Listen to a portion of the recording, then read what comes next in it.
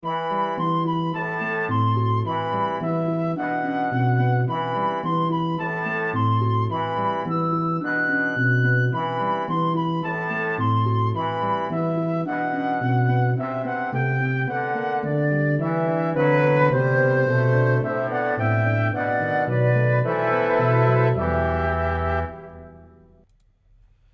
evening, everybody. Welcome back to Exploring the Lord of the Rings. This is session number 237, and tonight we spy the first mysterious thing that we see in the distance here in the greater Holland region. Let's we're gonna jump straight in relatively soon. I want to see if we can get through another entire slide tonight, which would be exciting.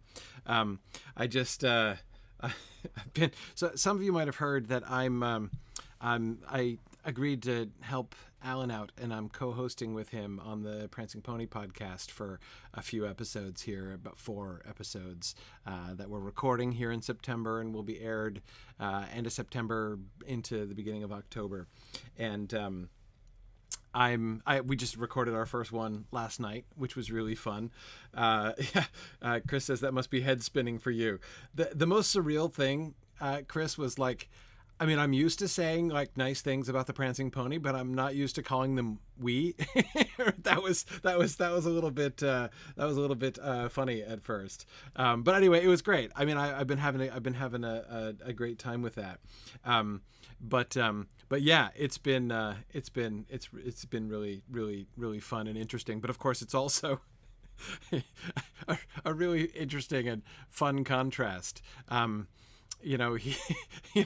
was like, yeah, so I'm sorry, we're only going to get, because my first episode was the questions after nightfall, and then we're going to do 3 episodes into, the beginning of the first chapter of book 5. He's like, oh, I'm sorry, you're not going to, get to all these other things. And I'm like, are you kidding? We're going to cover, in these three sessions, what it's going to take us, like, at least 9 months to cover in Exploring the Lord of the Rings someday.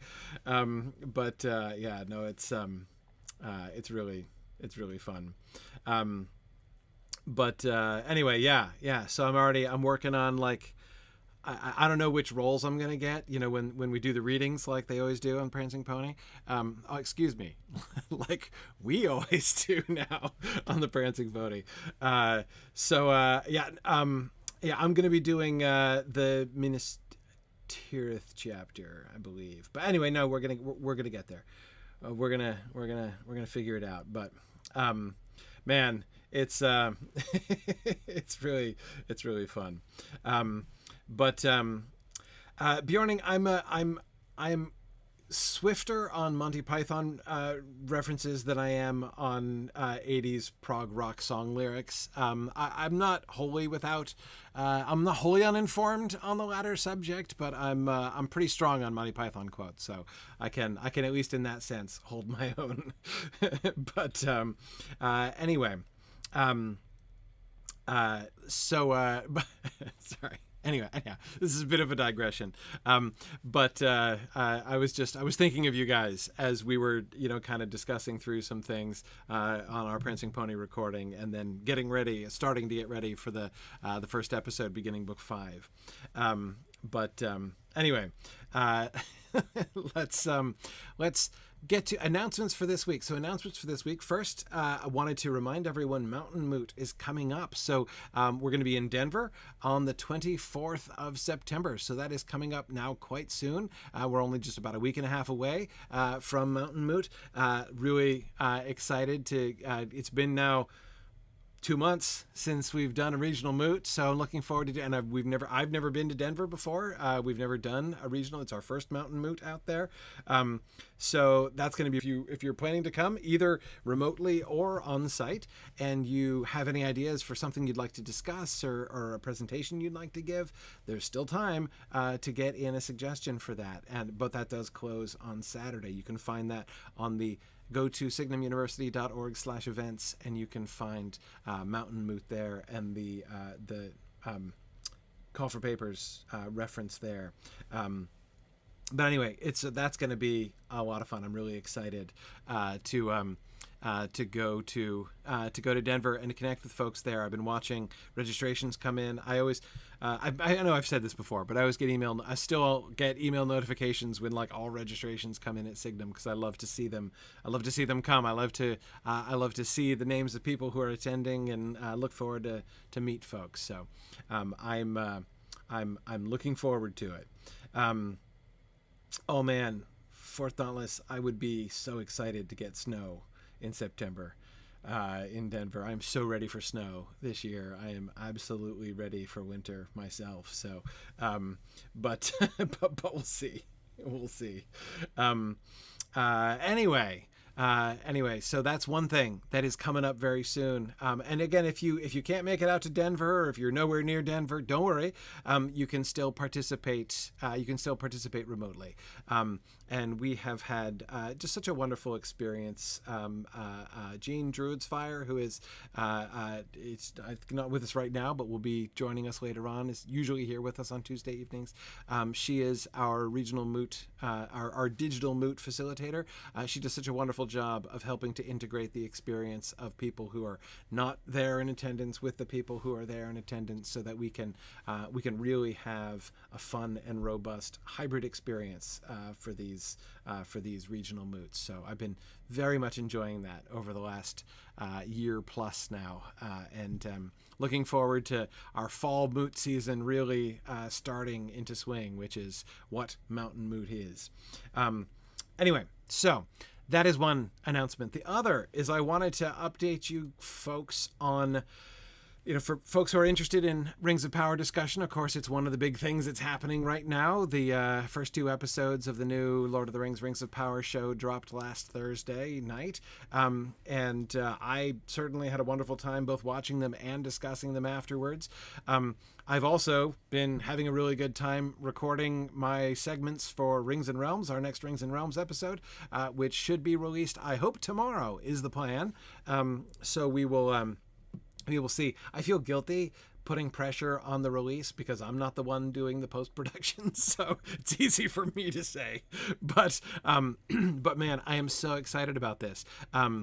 We're doing, so like the 2 segments that I was doing, like the kind of original brainstorming idea was that like one would be sort of like a recap and review of the episode, and then the other would be the sort of Tolkienite concept deep dives, that are brought up in the show.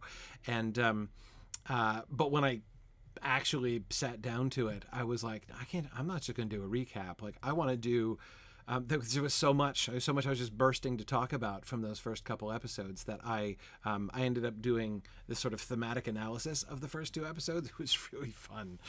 So anyway, I think it should be a good time. So keep your eye out for Rings and Realms tomorrow. And then there's a number of other things happening during the rest of the week that I want to make sure, just in case, if you are interested in having more discussion on the Rings of Power, well, I have you covered for that. So here's what's going to happen. So we've got the next episode of Rings and Realms, which is going to drop hopefully tomorrow on Wednesday, the 7th tomorrow? Yes, the 7th of September. Then, of course, on Thursday evening at midnight, the midnight which people technically call Friday, that's when the next episode 3 is going to drop, right? Just one episode this time. When the episode drops at midnight, I'm going to be watching it. The minute it drops, I'm going to be sitting and ready to hit play as soon as it goes. And so I invite anybody who is up at that hour at 12 Eastern time on technically Friday morning to watch with me. I'm not going to talk over it because I'm going to be watching it for the first time, so I'm going to be focused on absorbing, right? So we won't talk over it, but I'll have the chat open, and I will have my camera on, so if I break down crying, as I've done on more than one occasion watching this show, you'll be able to see it happen. But so you may get some visual responses from me, but I'm not going to talk over it. But then right after the watch party is done, when we finish watching the episode together for the first time, I'm definitely going to want to talk things through a little bit and kind of orient myself on what we just saw and what just happened. So I'll definitely turn on the mic and we can have some discussion at that point. This will all be on the Signum Twitch channel, the Signum Twitch channel. That will all be happening on late Thursday night into Friday morning. Then on Friday, there's going to be... I skipped Other Minds and Hands. In between the two is Other Minds and Hands. So Rings and Realms drops on Wednesday. Thursday afternoon at 4:30 p.m. is Other Minds and Hands. And so that's the chance to talk with me and Maggie, ask, if there are questions you still have after watching Rings and Realms and everything else you've been thinking about over the course of these weeks. There's some things we can still go over. As I you guys would have there was a moment today where I was in the studio, right, in the filming studio, and one of the guys on the crew says okay, so I'm like, yeah, we're gonna do this segment in like parts. Like I'm doing these six topics I want to address, so I'm gonna address each one of them separately. And he's like, oh great, okay, so they're gonna be like 5 minutes apiece. And I was like, I'm like, you can believe that if it comforts you. But I was just thinking what you guys would have said had you been there. But anyway, I was good. Actually, I think one of them was under 5 minutes, so that was fine.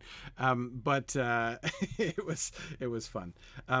Anyway, so but needless to say, despite the fact that I ended up talking for longer than the filming crew was expecting on both of my segments for Rings and Realms this week, where there's so much I didn't get a chance to discuss and to talk about. So I'm looking forward to kind of going through some of that with Maggie, and also sort of preparing more explicitly for the next episode, right? Because we're going to be broadcasting that less than 12 hours from the drop of the next episode. So anyway, so that's Thursday afternoon. Then later that night, when the episode drops, I will do the watch party just as I described, a little bit of discussion afterwards. And yes, you'll be able to get that on the Twitch channel. That'll be there. And then on Friday, there are going to be two different reaction shows that I'm going to be on. The first, of course, is the one that Maggie and I are hosting on Twitter Spaces. So that's at noon Eastern time on Twitter. So if you go to my Twitter account, you'll see the Spaces notification, and you can join us in the Twitter space there. That's the official reaction show from Prime Video. We're doing an association with them, and we're going to be joined by a special guest this week. Actually, whom I'm kind of excited about. Don't tell them I told you this yet, but I'm expecting.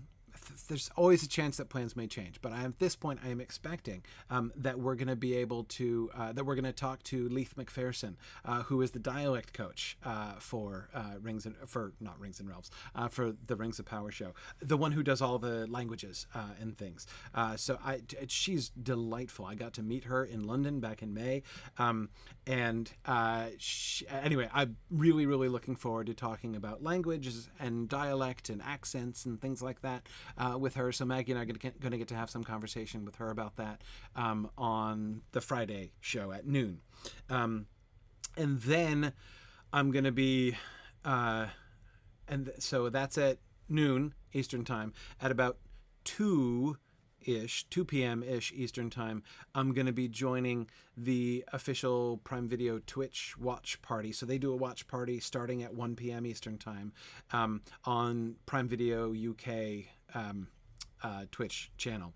And I'm not hosting the watch party, so there's like a bunch of other people from a different Twitch, a whole different team who is hosting the watch party. But then there's an after discussion when the episode is over. There's an after discussion, and I'm going to do like I did last week. I'm going to come in and join them for the after discussion, and we'll do some quick Q&A and discussion there with them also. Which, as I say, that should happen at about 2 p.m.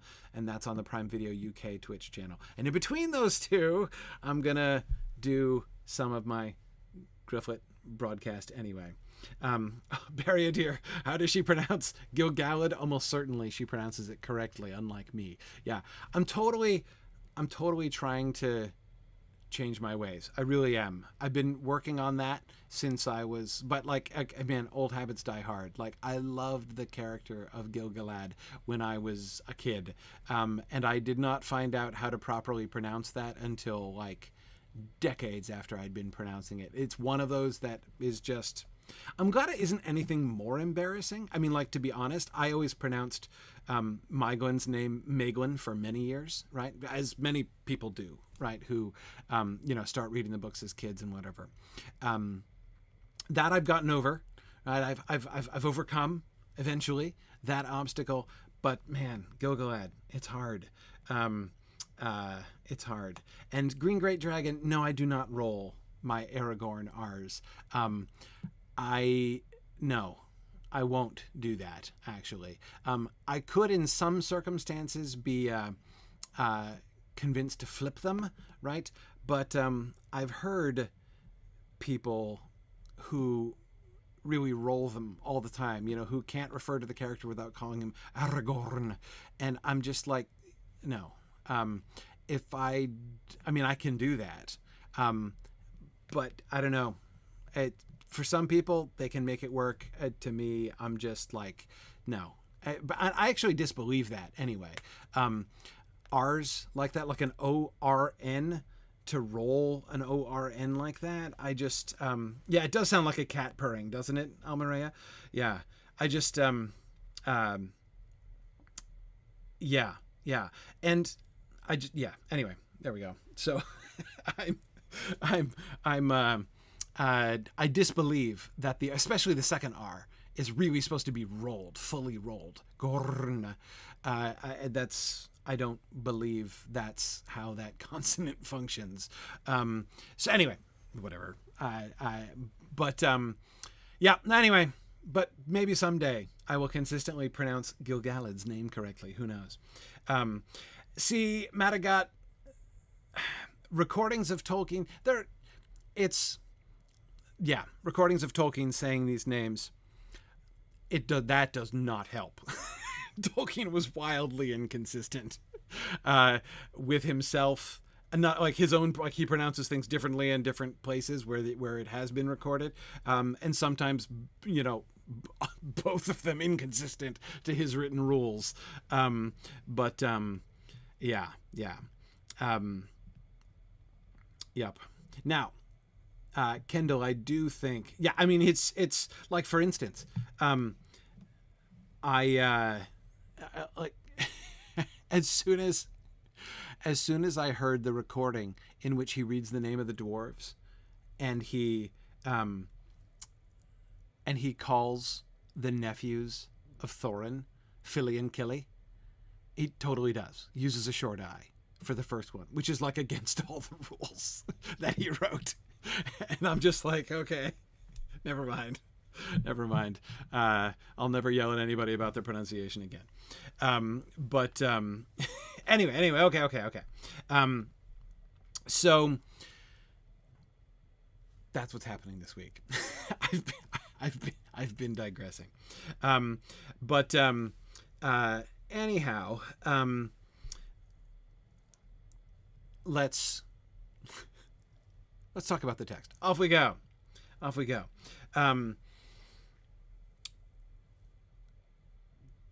It was Sam's turn that day to take the first watch, but Aragorn joined him. The others fell asleep. Then the silence grew until even Sam felt it. The breathing of the sleepers could be plainly heard. The swish of the pony's tail and the occasional movements of his feet became loud noises. Sam could hear his own joints creaking if he stirred. Dead silence was around him, and over all hung a clear blue sky as the sun rode up from the east. Away in the south a dark patch appeared, and grew, and drove north like flying smoke in the wind. All right, let's take that first paragraph first.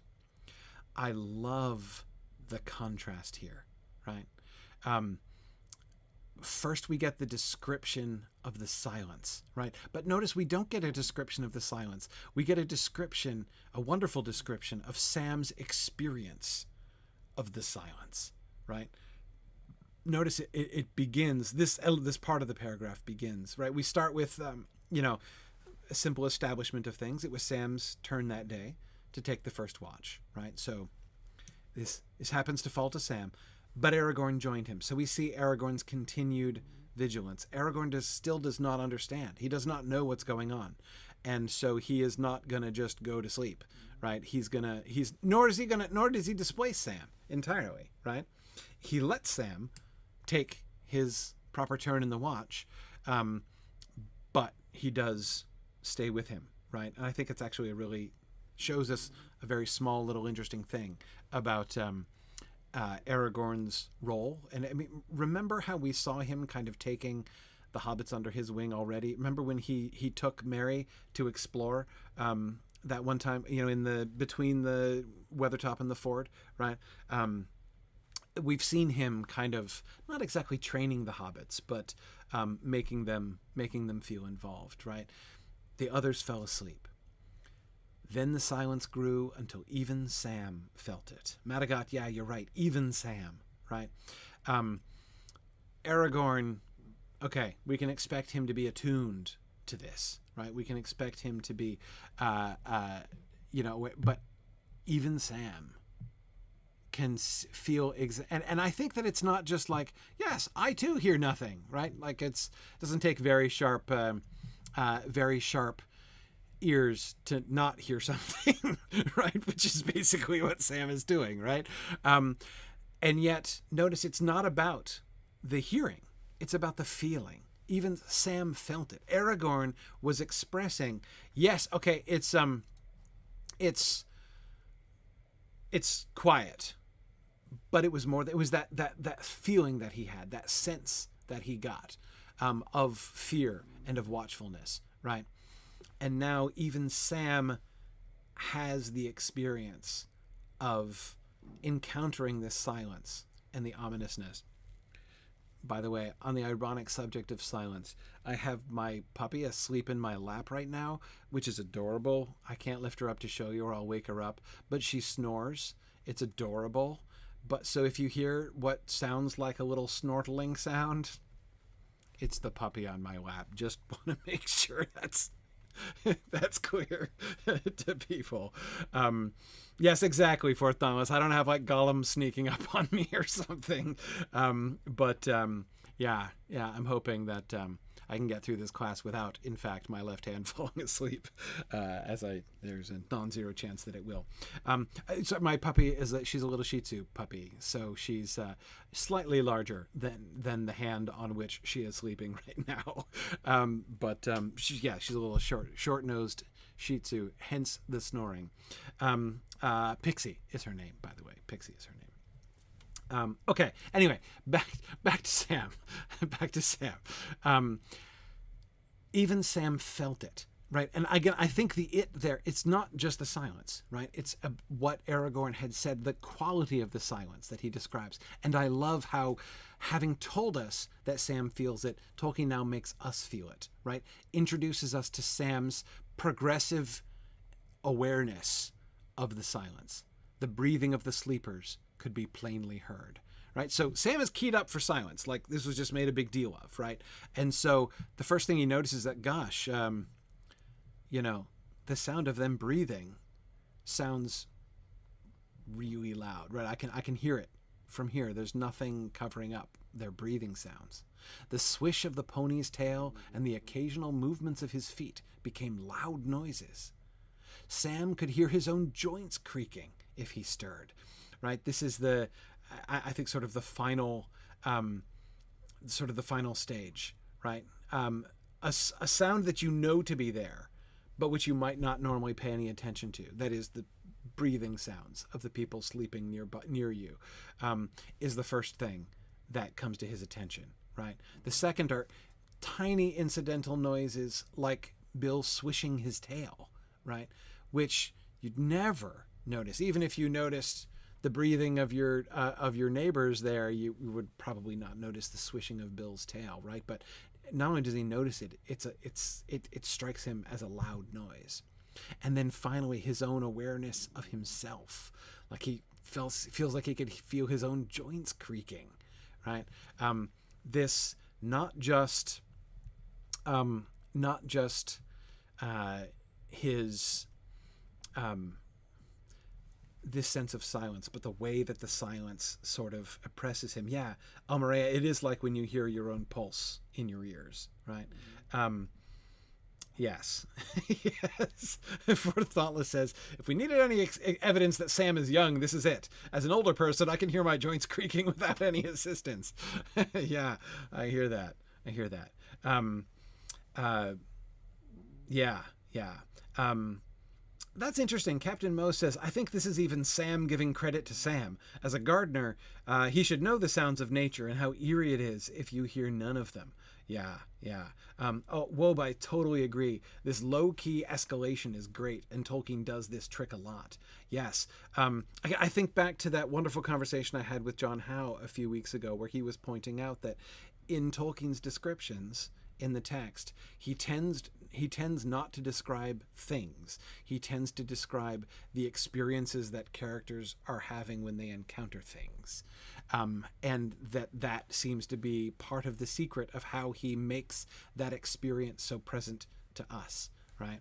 And yes, the sense that we get not just of, it was quiet. How quiet was it? It was really quiet, right? We don't just get a description that elaborates on that. Instead, we get this increasing sense of uneasiness, of eeriness, right? Dead silence was around him. But I love the transition there, right? Dead silence was around him, and overall hung a clear blue sky as the sun rode up from the east. I don't know about you, but at that point in the paragraph, I expected something atmospheric to match it, right? Remember the description of like the gray sky and, you know, sort of the shadow creeping over thing. Remember that description from when the day we left Rivendell, right? When we got that sort of the oppressive shadow of everything, right? I was ready for a sentence like that, right? I was ready for, you know, dead silence was around him, and overall hung a slate gray sky lowering above his head, right? I don't know how he would say it way better than I, but right, I was expecting that kind of thing at that moment, like a sort of a visible atmosphere to echo the eeriness that he experiences. And then it's even eerier, right? When you look around, everything looks fine. It's a beautiful day, actually. It's a beautiful day. Beautiful blue sky, sun riding up from the east in the clear sky. Pleasant as you could please, right? And that just seems to make the oppressiveness of the dead silence, right? And that waiting and watching and fearfulness just ramp up. And I love that.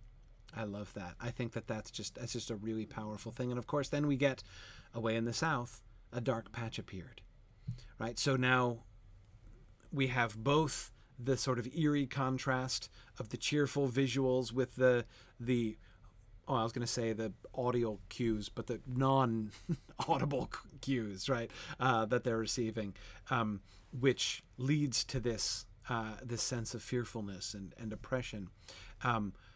But then we get the contrast, right? Away in the south, a dark patch appeared. Oh, yes, Valzantin, I don't know exactly how to pronounce that combination of letters, but yes, you're right. It's also a quiet reminder of how strange it is not to be hearing anything, right? If it's a beautiful day under a blue sky and the sun is riding up from the east, and you're in a thicket of huge holly trees surrounded by other huge holly trees, surely there's going to be birds, right? Birds would totally be singing at this time of day, right? Valzan, gotcha. Yeah, okay, the TN was throwing me.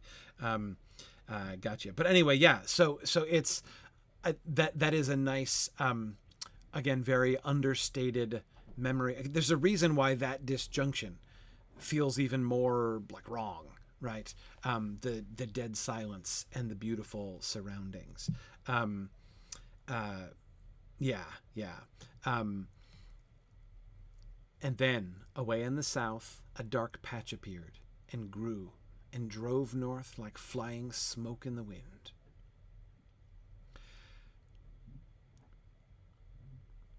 Immediately, to me anyway, this begins to feel almost.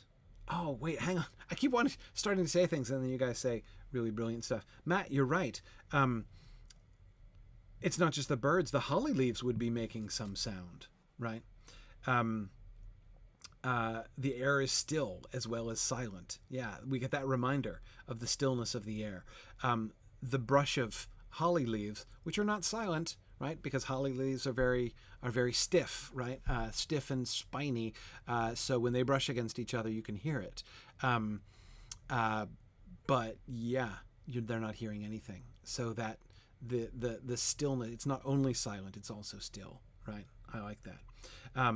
But anyway, yeah, so many. You guys are talking about so many wonderful words and phrases from this sentence. This sentence is the real kicker of this whole paragraph, right?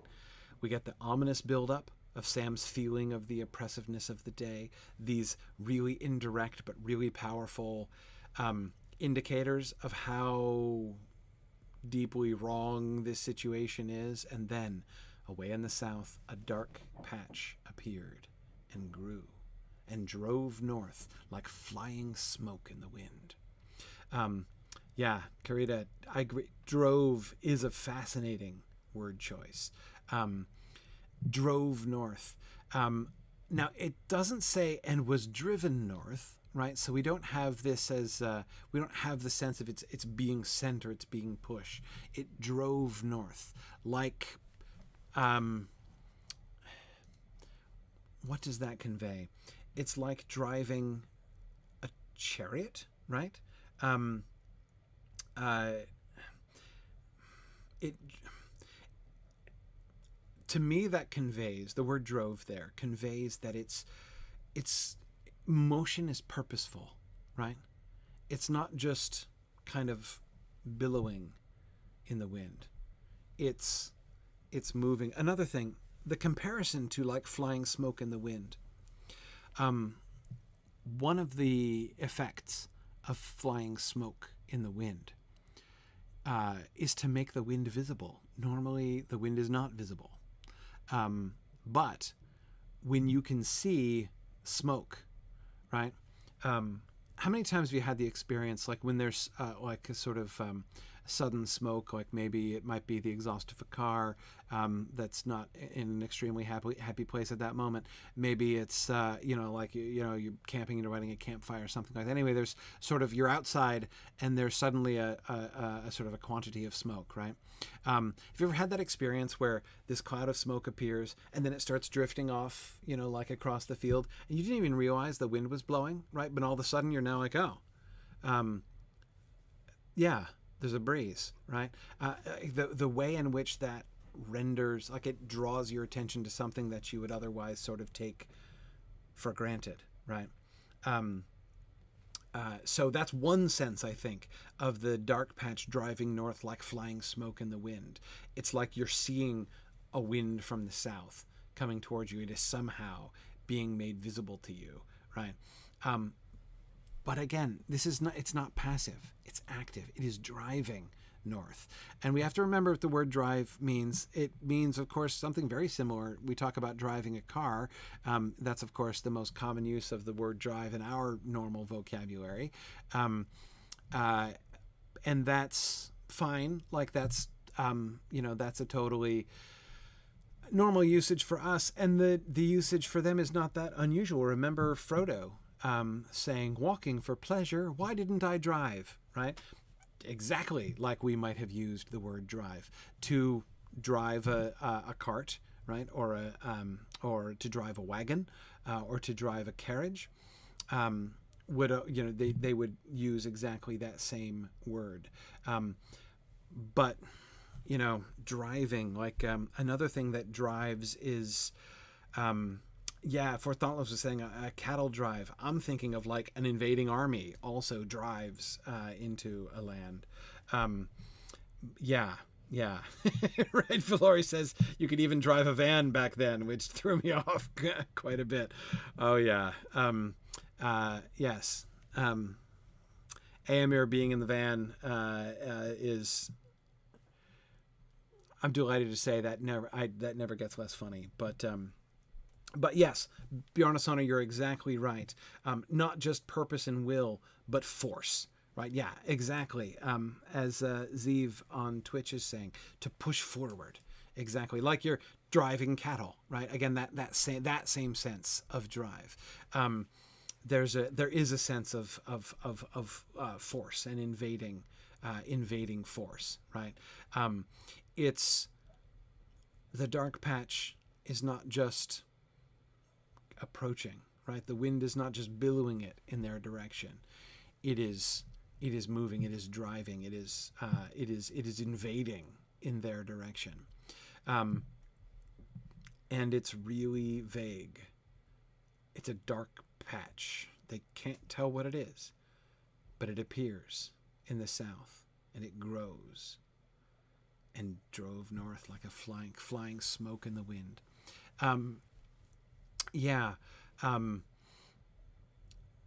What is it? What do we think it could be? Right? I know we're going to find out what it is, but notice we haven't been told what it is. In this sentence, within the context of this paragraph, this sentence as the culminating performance of this paragraph, right? Sort of the capstone of this paragraph. We are not told that this has anything to do with birds, right? And yeah, Aranas, it looks like smoke, but doesn't behave like smoke. Can I also say that it's like that? That also makes me think of that sort of contrast between the dead silence and the bright sunny day, right? This silent thing appears and moves. It hasn't broken the silence, right? To be in this eerie silence, which is, making you aware of your own joints creaking, right? Afraid to even move, as Sam is, feeling, tasting that dead silence all around him. And then you see this large, strange, equally silent thing, right, appearing on the horizon and growing as it moves towards you, driving in your direction like it's after you, like it's looking for you, right?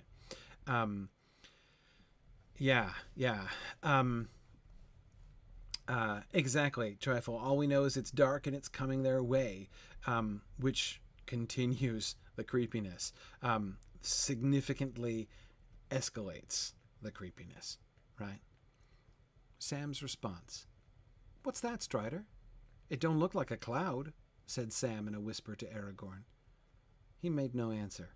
He was gazing intently at the sky, but before long Sam could see for himself what was approaching. Flocks of birds, flying at great speed, were wheeling and circling and traversing all the land as if they were searching for something, and they were steadily drawing nearer.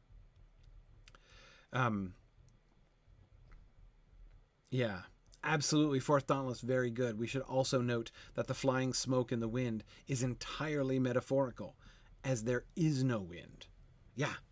It's completely still, right? It's completely still. And of course, how much creepier does it make it to realize that what looks like flying smoke in the wind, again, it's already kind of eerie, as I said earlier, when the wind is suddenly made visible to you, right? Which it normally is not, right? But to see what looks like the wind heading towards you when you are perfectly aware that there is no wind, right? Oh man. And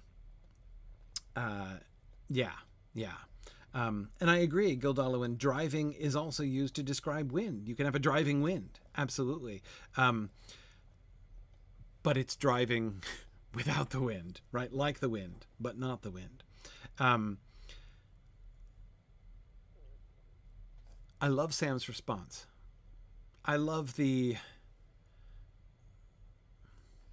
combination of courage and sort of, I don't know what, honesty of Sam's words.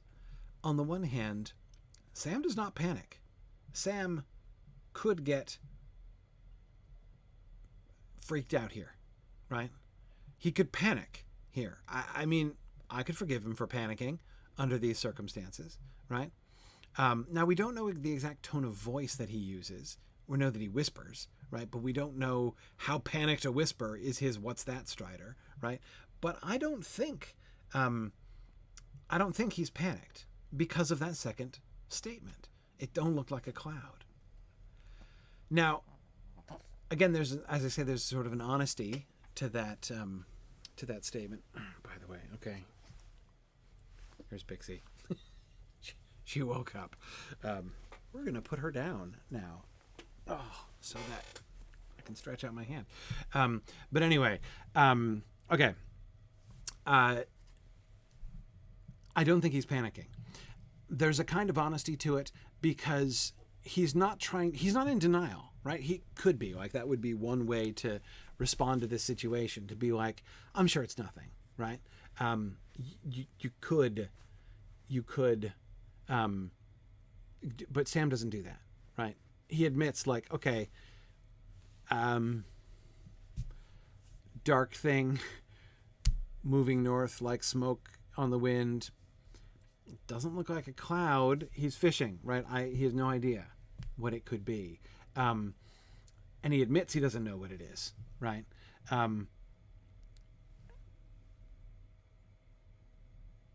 Aragorn doesn't answer. He was gazing intently at the sky, but before long Sam could see for himself. Now, why doesn't Aragorn answer? Well, I think Aragorn doesn't answer because he's too busy trying to analyze the situation himself, right? Yeah, Arna says he doesn't know either. Exactly. He's thinking too, right?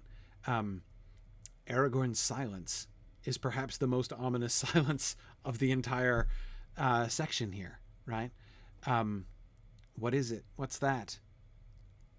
Aragorn, the greatest traveler of the age, doesn't know what that is. He's never seen anything quite like this before. Before long, Sam could see for himself what was approaching. Sam is able to make it out. Now, I think this suggests to me, of course, I don't think that Aragorn is still wondering. I think Aragorn can see also. Does he see sooner than Sam does? I'm not sure. I doubt it, right?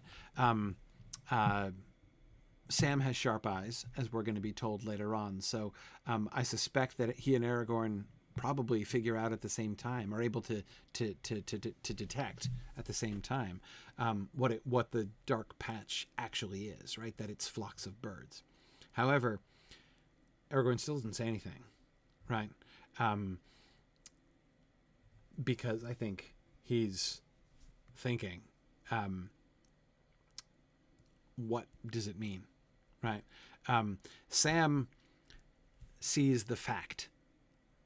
The dark patch is flocks of birds flying at great speed. But he doesn't understand. He doesn't have the context that Aragorn has, right? Aragorn has been creeped out all day, right? Sam's only just been picking up on what's been bothering Aragorn, even while everybody else. Again, remember the contrast here again and what that tells us about Aragorn.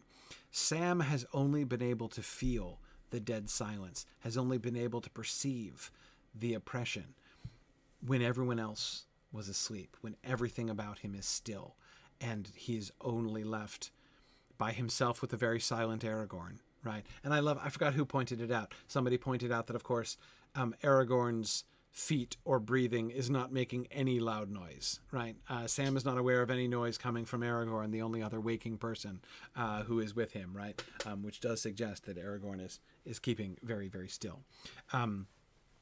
But Aragorn is here analyzing the situation, right? In ways and from context, I think that Sam is not able to figure out. Okay. Flocks of birds, flying at great speed, were wheeling and circling and traversing all the land as if they were searching for something, and they were steadily drawing nearer. Look at what we're told about the dark patch as it resolves itself. It's birds. Flocks of birds, plural. It was a dark patch which drove north like flying smoke in the wind. The fact that it's not only birds, but multiple birds, right, suggests to me that another element of the flying smoke in the wind is the, sort of like swirling and, kind of chaotic and differential movement of sort of wispy clouds in a relatively high wind, right? This is not, the image here is not like a puff of smoke, just, so, I mean, you've probably seen that too, right? When there's something like maybe firecrackers go off, right? And so there's a puff of smoke, and then that, which I always thought was so cool, when like that puff of smoke retains almost its perfect shape and just kind of floats off into the distance, right? I love it when that happens. But that happens at relatively low speeds of wind, right? With the, when wind is stronger and swirling, the shape of it is constantly changing. And I think that's what we were supposed to be imagining there, given that the reality of it is not just a flock of birds, but multiple flocks of birds. And they're not all moving in harmony, right? I think that's why we have plural flocks. Because you say like, well, okay, why would you say that if it's a big, huge flock of birds and, so it's huge, say there's thousands of birds or whatever. Wouldn't you just call a group of 1,000 birds a really big flock? Right? Why would you call it multiple flocks? Well, I think you'd call it multiple flocks if you see different groups of birds who seem to be doing separate things, right? It's not just moving in a patch. It looked like a patch from the distance, right? But closer up, it doesn't just remain a single patch. When it resolves itself, they see there are multiple flocks of birds, each wheeling and circling and traversing all the land as if they were searching for something. So individual movements of flocks of birds, and yet a concerted effort, right? What does it mean to traverse all the land as if they were searching for something? It suggests how systematically they're moving, right? They're not just, a whole bunch of birds flying on a, broad path across and kind of moving chaotically as they come across. They're systematically going up and down the land, as if they're searching for something, right? Just like somebody would do if they were wanting to, cover. Again, there's strategy behind this, it seems. And they're wheeling and circling. Yes, both wheeling and circling. I saw somebody pointing out. Yeah, because those are not the same thing. So a flock wheeling means taking a turn, right? That's when the flock goes up and then it pivots and turns. The entire flock pivots and turns. Wheeling or circling means when the flock pauses in its forward movement entirely and circles over a particular spot, as if, presumably, right, they're examining that spot with particular care, and they're flying at great speed, right? This is not some kind of lazy, lackluster maneuver, right, that's going on here. They're really moving. Now, it does invite the question, how could, Right. Yes, Josh, I agree. They fly as if the very whips of their masters were behind them. Yes. Yes, they do. Um, yeah. Yeah. Um, yeah. Oh, Matt, I completely agree. Matt says, when I was young, I saw flocks of birds migrating, stretching from one horizon to another.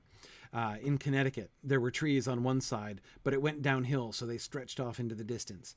It was an unnatural sight to see a dark line of birds moving in unison in one direction.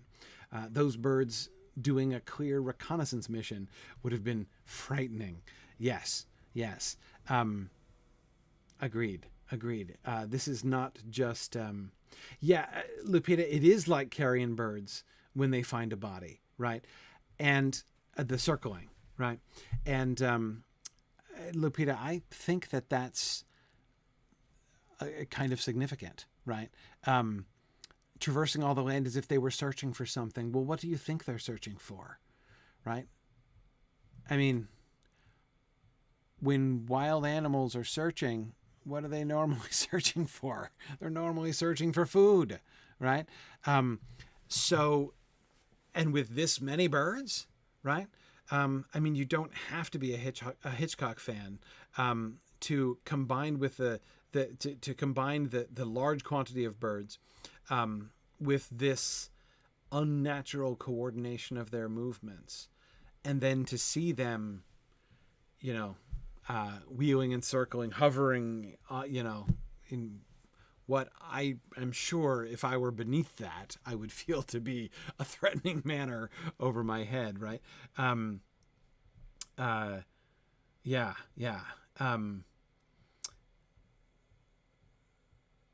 Anyway, so that's got to be, and remember, this is, Sam's impression here. Sam doesn't know what kind of birds they are, right? He just says flocks of birds flying at great speed. Notice we're not even told what color they are, other than the fact that we were told that it was a dark patch, right? Now, I'm going to assume that they're probably not hummingbirds, right? I'm going to assume that they're probably not like goldfinches or something cheerful and bright colored, right? We know what birds they are. We will know, but we don't know yet. Sam doesn't know, is my point here, right? And he doesn't even really attempt an identification. It's like, to him, that's not the important thing. The main thing I think that Sam is struck by is this is a very remarkable sight. Very remarkable because of the quantity of birds. Very remarkable because of the way they're behaving, which is not normal for birds. And on top of all of the creepiness, being on edge with the creepiness, as Sam will have been, as we saw Sam being through that first paragraph, this has got to be genuinely unsettling. Now, Karita, you're certainly right. I'm not saying that I think a swarm of hummingbirds acting like this would be a joke. I'm not saying I wouldn't find that really eerie as well, and that I might not fear for myself, but not in the same way. Like the effect wouldn't be quite the same, I think.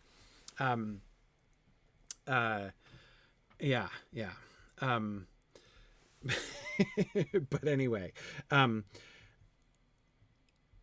they're flying up from the south. What does that mean? But again, notice, these are not the questions that Sam is asking.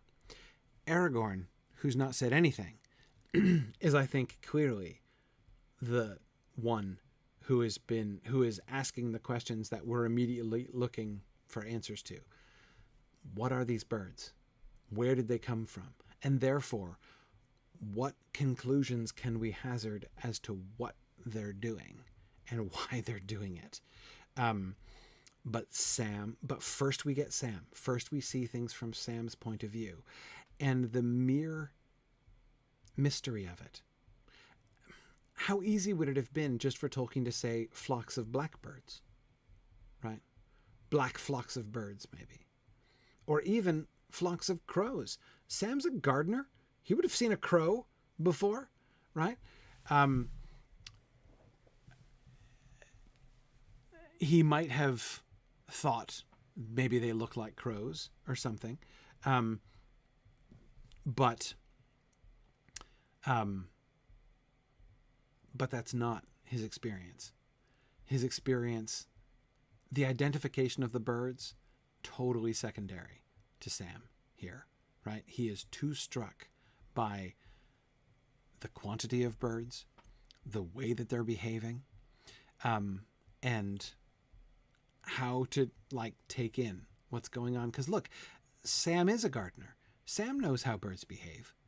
He knows that birds don't behave like this, right? This is not normal behavior. A flock of birds may, as Matt was describing, may migrate. You might see a very tremendous cloud of birds before. My own primary experience with migratory birds was in Delaware and Maryland when I was living down there, and we were in a migratory track down there as well, and there were I don't even know what kind of birds they were. I guess I'm like Sam in that way, but I didn't know what kind of birds they were. But they were small songbirds, and they were huge flocks. I was driving through cornfields every day, going to and from the college, and someday they would just blanket acres and acres of the ground, right? And sometimes they would all lift up at once, and I would see them filling the sky, right? And sometimes they would dip and swirl around, spontaneously, kind of, like somebody saw something, right? And, made a dive for something, and then, 800 of his friends followed him, but it turned out to be nothing, so they swirl back up. It's eerie, but although I always really enjoyed that spectacle, it was always something I looked forward to. I look forward less to the flocks of Canada geese who would take up permanent winter residence nearby. But anyway, so I was always fascinated by watching the migrating birds. But again, you would never see them acting like this, acting purposeful. What are they doing? Why are they doing it? And Sam cares more about that, right? Much more about that than he does. He's not even interested. It's like, it seems, in what kind of bird it is. He's just trying to process, why are there this many birds and why are they acting like this? By the way, did you notice another thing that's not described here? Another thing, which is a funny thing to ask, right? Do you notice what we don't get? We don't get any sound. My experience with migratory birds is it's not silent, right? A huge flock of migratory birds, you can usually hear it going by. They're fairly gregarious, right? They talk with each other, right? You can hear the geese honking to each other. The flapping at a minimum. Yeah, though you have to get pretty close to hear the flapping, but you can hear them. You can hear them often. Again, it depends on what. I suppose different species would go differently. But again, think about the way in which this strikes the final step of eeriness. What was one of the things that Aragorn in particular was missing? No birds, right? There's no birds anywhere. And there are many birds at all seasons that you can hear in Holland, he says. The fact that we're hearing no birds is really weird. So if Sam has been reflecting, gosh, I wonder where all the birds are, right? If only there were some birds, then I would feel better, right? And then birds, lots and lots of birds. Hunting, I guess? Searching for something? Such as it might be food and it might not. Exactly. A classic, be careful what you wish for. But yet notice not only is it much, much more than he could have wished for, it's also, it doesn't help. It's, as far as we can tell, it's still silent. Right? There's no evidence that he's hearing anything from the distance. The chatter, the crows in large groups do not tend to be quiet. In my experience, I've never been around an enormous flock of crows, but yeah, crows, a group of crows together are not generally silent, right? But also remember they're still fairly far away. Again, I think a group of crows that loud, normally you would expect to hear something. Exactly, Chris. This would technically be a mass murder of crows. Oh, man. That's pretty good, Chris. I like that. That's the pun of the day, right? Valsan suggests a genocide of crows. Possibly. I think that's the largest possible group of crows. Yes, exactly. But anyway, yeah. So again, this in so many ways, the spying of the crows, the return of the birds, not helpful, not alleviating the tension that Sam has been experiencing this morning, and they were steadily drawing nearer. Now, they're flying at great speed, so this might sort of sound at first as if they're like rushing straight towards them, right? And so they only have seconds before the crows get there or whatever. I certainly don't think that that's the case. Remember, they're wheeling and circling and traversing all the land. So they're flying at great speed. Their movements are not lazy, right? They're not just kind of like, going around or like even a buzzard or a vulture circling potential food is circling fairly lazily, right? Fairly slowly. That's not what's happening, right? We're being invited to imagine them flying at great speed, so turning, wheeling, spinning around these like wheels of crows, turning rapidly and then breaking off and swirling around and moving systematically over the entire width of the landscape all around, right? So they're going to take a while to get there because they're thoroughly searching the ground up and down. They're not headed on a beeline straight towards where their camp is, right? Yeah, but the quite ominous, and they were steadily drawing nearer, right? They're not rushing near again. They're not headed straight towards you. But this is it would be the sound of inevitability if they were making a sound, but they're not. It's the silence in which inevitability is perceived, apparently.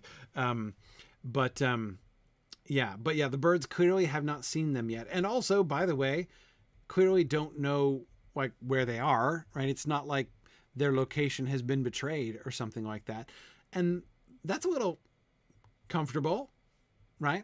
I mean, okay, maybe not comfortable. There's nothing that's really comfortable about the situation, but again, at least this is not like an execution squad, right? That's been dispatched to where they are, right?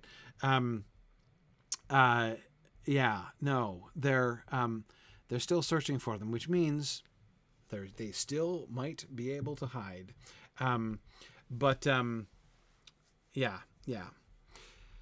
Now, that was another question that I was going to answer. Somebody else was bringing up something. Hang on, lost my train of thought.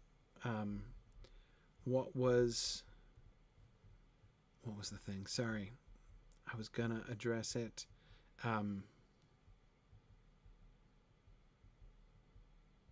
Oh yeah, the birds, the silence, the other birds, the non-creepy birds, the birds who are only creepy, who are only contributing to the creepiness by their absence. Why do you think they're not singing? We're not going to get much more explanation than this. We're going to learn more about what the birds are, right? Aragorn is going to tell us he knows enough to put together some things, right? He recognizes these birds. He knows where their native habitat is. And that, combined with what he sees of their movement, is going to suggest to him several things, right? But why are there no birds? Yes, it's possible that the other birds have fled, have run away from what the oncoming bird. Again, I don't think that this is just they fled from the hobbits, right? Gandalf jokes about that, but that's clearly not true. The silence is new. It's not something when they didn't. He's not been noticing it for days. It's only just been this morning that he's noticed it. They have been in Holland. The birds of Holland have been exposed to the presence of hobbits for a while, and they were fine with it, right? For some time, until a particular point arrived at which they were all like, we're out of here, right? Yes, within the last few hours, something has spooked the birds. That is clearly what has occurred. What is it? And how did it spook them? Because here's the thing. Here's the thing that I really love. It's Saruman, says Bjorning. Yeah, so I love the mystery here. There is so much that is just flat unexplained in this whole section, right? What do we think is happening? So it's possible, of course, that a very large pack of crows acting this unusually could spook the local birds. Like if I were, a robin, right, who had a nest in one of these holly trees, and I somehow detected an enormous, large, mass murder of crows, right, coming up from the south and covering all the land, I might keep a low profile too for a little bit, right? Just kind of lie low in the nest, stay quiet, don't draw attention to yourself, and hope that they pass by, right? It's not that I can't understand that or that I think that that's unlikely. But here's what I do think is unlikely. They do it hours before the crows are in sight. Hours before. It's not just like, the birds somehow become aware of the encroaching crows before Aragorn and Sam do. The silence began while they were still talking and chatting and laughing together in the early morning, right? Then the others went to sleep. I don't know how long it took them all to fall asleep, right? But they eventually have fallen asleep. And now Sam has been on watch with Aragorn for some, again, an indeterminate amount of time. But, off the top of my head, based on the descriptions that we've seen, if I had to guess, I would put it at least 4 hours since the silence fell, maybe longer. Just a guess, but that seems to me somewhere around the time frame that we're being given here. So surely the robins, the local robins and goldfinches and whatever, did not drop into a fearful and watchful silence 4 hours before an enormous pack of crows enters the area. How would they possibly know that the crows were coming, right? This is not a question of them being able to see them further or kind of detect them exactly, right? I mean, it's possible, I suppose, right? It's maybe possible, but I don't think so. I don't think so.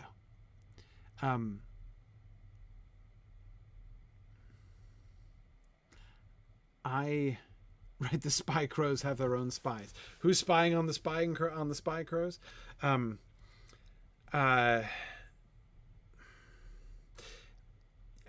Yes, I think. I think you're essentially correct, Christopher. That I'm arguing for a spiritual dimension to this encounter that we won't ever learn the truth of. Yeah, I think I am. Bjarnasonar is comparing it to the kind of spiritual power projection the Nazgul engage in, right, when they're surrounding a house. Much more mild, right, but kind of like that. Valori points out how Sam feels the silence, right? Again, it's not only that it's quiet and that the quietness makes you uncomfortable, right? There seems to be something in the air, something which the local fauna picked up on, certainly before the hobbits did, even before Aragorn did, right? Aragorn only picked up on it after they'd picked up on it, right? There is something now. JJ is remembering the way in which the three hunters were spiritually impacted by, which was the will of Saruman, right, at that point. Yeah.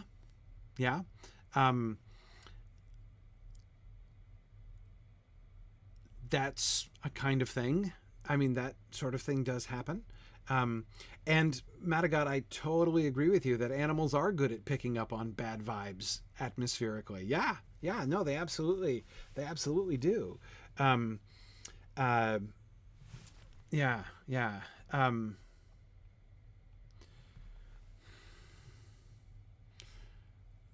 Arno was asking, could we consider silence a weapon of the enemy? Well, gosh. In some sense, yeah. Arno, remember,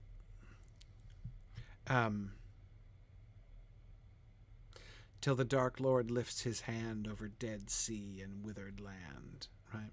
Apart from the fact that I don't think he's talking about Sauron there, maybe he is. But in any case,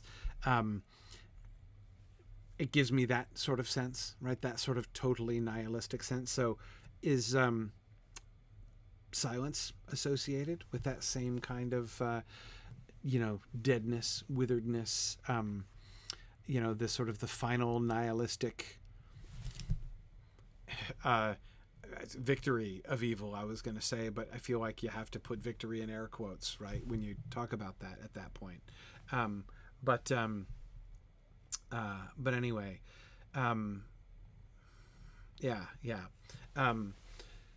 yes, Nancy, I do agree with you that there's a reason they call it dead silence. Yeah, exactly. And as for, Matt, your question, if the animals were stilled, why wasn't the company? I think that's just like a sensitivity thing, right? Or here's another way of thinking about it, Matt. Remember that Gandalf, in particular, seems to be actively cultivating that spirit of hope and fellowship, friendship, joviality, fun, right? He's making jokes and he's encouraging them to think positively, right? And I wonder if,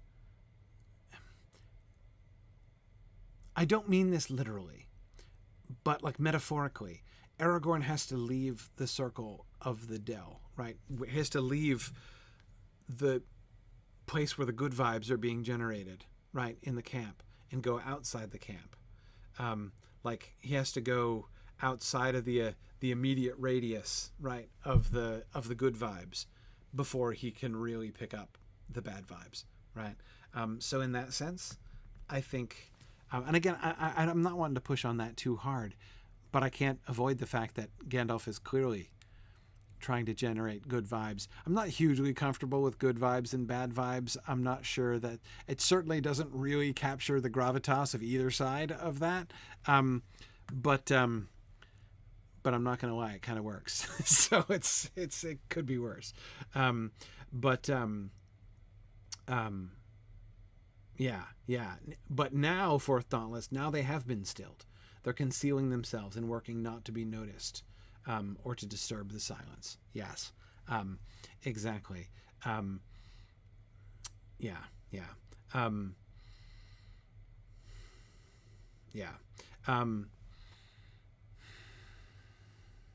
Okay. Now, oh, interesting. Nancy's wondering if Gandalf is using his ring.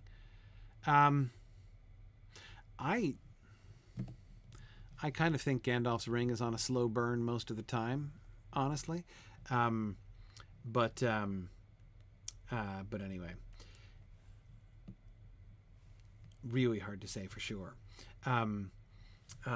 You like that, Drow Snake? The slow burn, right? I liked it. I liked it. Um, anyway, what it works. It's good. It's fine. Um, no, Madagon, I don't think using a ring in the presence of the One Ring would be risky. Not unless the person who contains the One Ring has claimed it and is trying to master it and use it, right? That would clearly be the big risk. Gandalf would certainly be revealed to Sauron if Sauron were to have the One Ring right next to him in that way, right? And he were to be using it. But no, Frodo's not going to pick up on him that way. Anyhow, okay. In some ways, I think the question is now. So, where to go back to the vocabulary that I both can't fully approve but also cannot resist? Where are the bad vibes coming from? Exactly, right? So, if we sort of return to that question, we'll end with that question. Well, there's only a few candidates, right? One candidate is the ring. They're carrying about with them a source of some pretty substantially bad vibes. But as I said last time, I don't think that can be the case because they've had the ring with them the whole time. And the ring, the birds have only just recently fallen into their dead silence. So I don't think it's the ring. The ring didn't suddenly become more evil. It's not been invoked or anything like that. Other than the ring, I agree with you, Bjorning. Sauron and Saruman seem to be the only other real candidates for this. And, well, that's interesting, Lincoln. I don't suppose that we can absolutely rule out. So Lincoln says Carothras knows they're coming. He's preemptively discouraging them. Okay, I'll keep him in the mix. I kind of doubt it. I doubt he is that preemptive. Really? Here's why I doubt that. Now, this is hard because we've not yet gotten to the spirit of Carothras, right? So we have almost no data on this yet. So I'm kind of jumping the gun in some way, but it's worth raising it, I think, here. It's worth considering.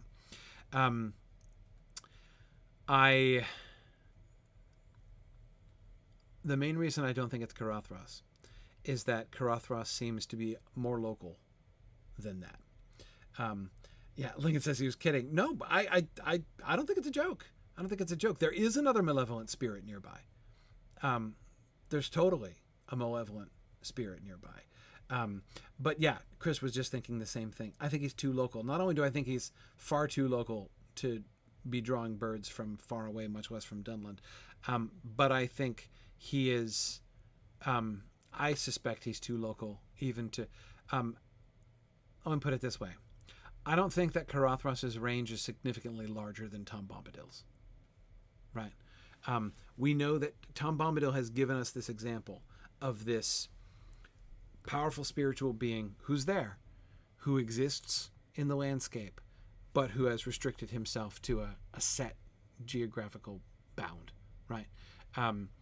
And I definitely think that Carothras has restricted himself to definite geographical bounds. Exactly, and I'm also not sure that Carothras cares much about what goes on outside of his borders. Absolutely. Okay.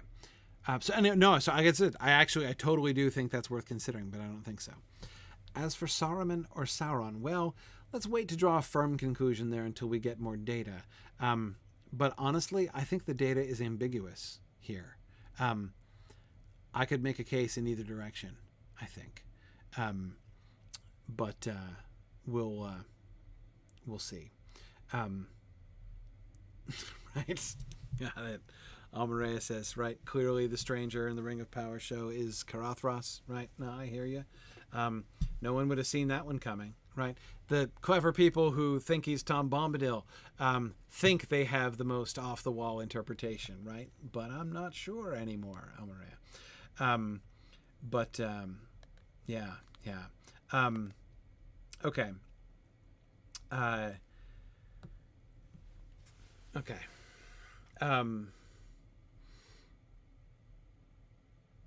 Let's wait until we get a little bit more data before we try to decide whether it's Sauron or Saruman. But I will say this. I will draw this one conclusion from this whole passage here today.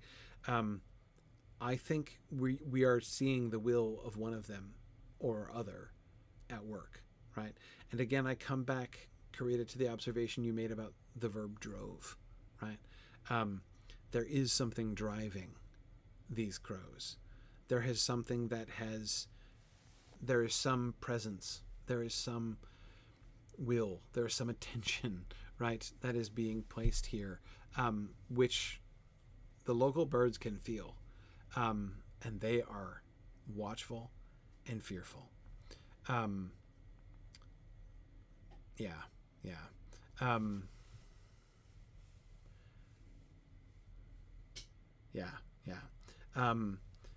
Okay.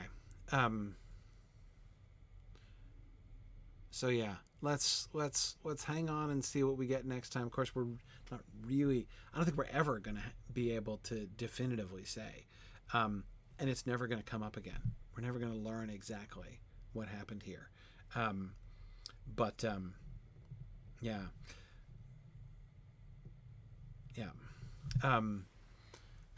Yeah, you're right, Dolores Stroke. There is a kind of parallel between my approach here and what I do with poetry. First, let's do sounds, consonants, and endings, and then only at the very, very, very end do we get to the why. Well, yeah. I mean, look, it's not hard, right? First, you gather your data, then you analyze your data, and then you draw conclusions. That's how it works, right? So that's definitely what I'm wanting to do here. This is true in scientific inquiry as well, of course, but I think in my opinion, it's easier to slip into.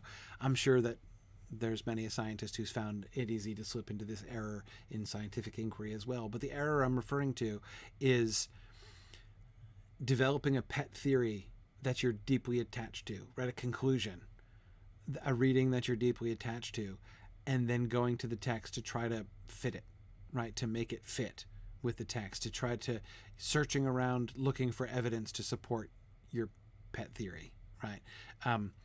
That's so easy to get drawn into doing that, but it's such a bad way to read texts, right? We can't really do that. So yeah, I do try to hold off. It is a goal, but yeah. Right. Fourth Dauntless says it's definitely a thing in science. New ideas only gain acceptance once the adherents to the old one have all died off. Yeah, exactly. I know. But even apart from the letting go of old theories in order to make way for new ones for which there's substantial evidence, clearly a thing, and not unrelated to the kind of thing that I'm talking about here. Instead, what I'm talking about is coming in with a conviction of what the answer to your inquiry is, and browbeating and harassing your data set until it tells you what you want it to say, right? Until it behaves and clearly supports the conclusion that you're attempting to prove. It's easy to get sucked into that process when analyzing books or people, for that matter, or things people say.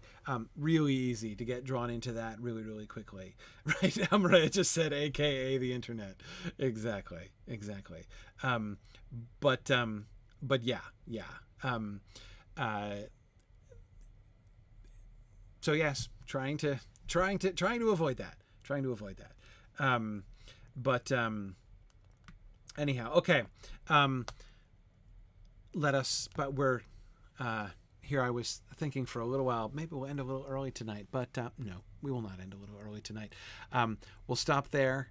for the evening tonight for our book discussion. Thanks everybody for joining us. It's going to be field trip time now for those of you who can join us here.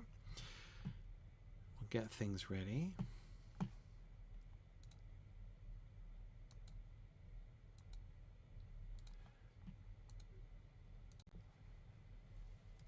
Okay. There we go. Flora, do I have your audio here this evening? I think so. How am I doing? Good. Okay, I can hear you. Great. And I think everybody else can hear you. Uh-oh. What, did my game just crash? Funky. Okay. I didn't do it. You didn't do it? Nope. Okay. All right, hang on a second.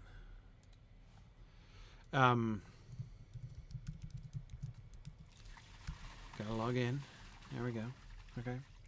All right. So tonight we're heading back to the Yondershire. Right, it must have logged me out right as I was shifting things over. Oh, well. Oh dear. Okay. Back to the Yondershire to look at more ruins. Huzzah! So the first ruin that we were looking at last week. Oh, wait, actually, before everybody goes, I forgot to mention, I'm not going to be able to do Tuesday night next week. I have a thing. So I'm not, this week, I can't do tomorrow. So I'm not going to be doing Mythgard Academy tomorrow night, but I could do Exploring the Lord of the Rings tonight, obviously. Next week, it's going to be backwards. So I won't be able to do Tuesday night, but I will do, we will start through the Looking Glass on Wednesday night. So just to. Did you already head out there then? Or... Oh, wait, we waiting for you to log back in? Yeah, I'm sorry. No, I'm still logging in. I'm almost there. Okay. Yeah. Okay. There we go. Here we are. Which is why I think you weren't able to get me in the raid before. There we go. Huh. Weird.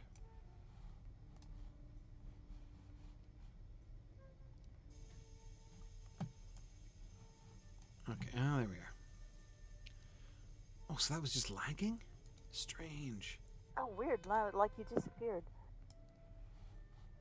Huh. Some strange things going on with my Landrabal's been having some lag problems of late. Yeah? Yeah, I Yeah. got reduced awareness notices Yeah, a bunch of times. I just had the quest show up about 15 seconds after I hit the button. All right. Let us, as usual, head back to No Bottle, which is fortunately a really nice and convenient central location. And then take a horse to where? I think we can probably go back to, well, let's see. Let's look at the map here when we land. At least the Yondershire is not on one of the known bad servers. One of the dirty 30s, as we like to call them. Okay. That's funny. Yeah, if you're on Landrabal and you do /LOC for location, if your server is a 30, 31 to 30, whatever, it'll lag from here to Mars. I see. Okay. Let's see. Okay, so we're going to Bar Faroth there, which is just to the northeast of Longcleave. But I think I want to go to the Old Links again. And I want to go to Tyre Hud, where we were last time, and move around from there rather than scaling up from Longcleave. So Okay. let's do that. So Let's, which stable is that? so that's the what you call it? It's the Bulror's Way. Borrow's Way. Yep. Auror's Way. That's the one. Okay. Gotcha. Okay. Sounds good.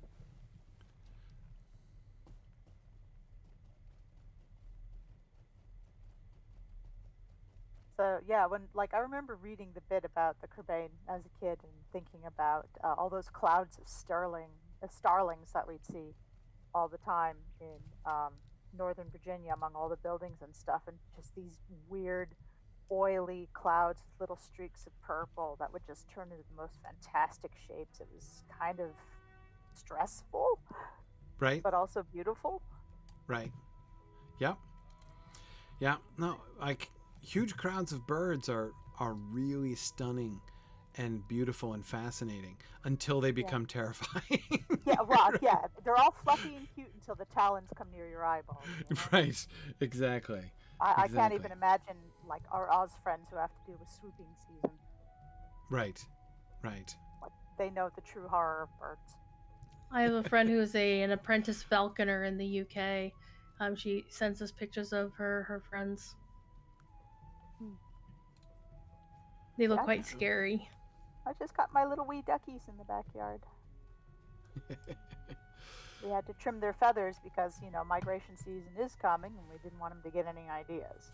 Right. Especially with some of the neighbors dropping by when they were on their way south.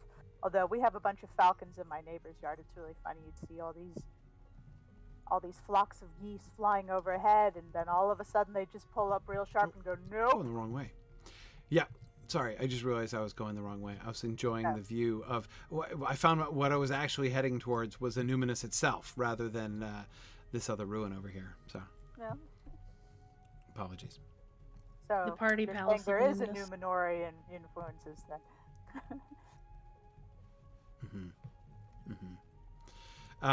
Anyways, oh, okay. no, the seagull stop it now meme got posted. That song is such a bop. Yeah, so this this ruin that we explored last time we decided definitely an early Arnorian sort of pleasure palace here, right on the southern outskirts. But it's interesting to me that we have seen, like in the Shire proper, we see very few, if I'm recalling correctly, very few old and numinous ruins. Right? Yeah. We see a lot of Arnorian ruins, yes, here and there, but we see very few, you know, a numinous time, pre-Civil War ruins. And so it looks from a distance, the glimpse we get of the tower here. Now I know we've been through here and kind of glanced at this before, but I wanted to, when we were at the Mythmoot one, we came up here and saw it. But so I'm wanting to do now is kind of get a picture of the region, because that last place looked like it could have been like a private mansion, right? Oh yeah. It would have been a large stately mansion, but it could definitely have been the the summer palace of some rich nobleman. As soon as we get into sight of this one, it is clear this is so much more than that. This is a city. This is not a house. Oh, yeah. It is also just as clearly from the same time period. Look at those nice four spiky bits at the top of the tower, right? Which is a clear... Oh, there's my cursor. Okay. A clear indicator, right? European voltage. Got it. Yeah, we still get the upward... pointing stars, the big upward pointing star there, which is weird, right? Well, we were talking about, we saw some echoes that would go down to Gondor maybe later. Maybe this is a precursor to the star. But my theory was it was on my theory was it was a function on it had some sort of metal axis or something, and then it just got top heavy and flipped over. Well, I mean, I think the symbolism is clearly Numenorean symbolism, so I would have expected the upward pointing star to be significantly later historically. Yeah. Not just thinking about the star shining upon the land of the star.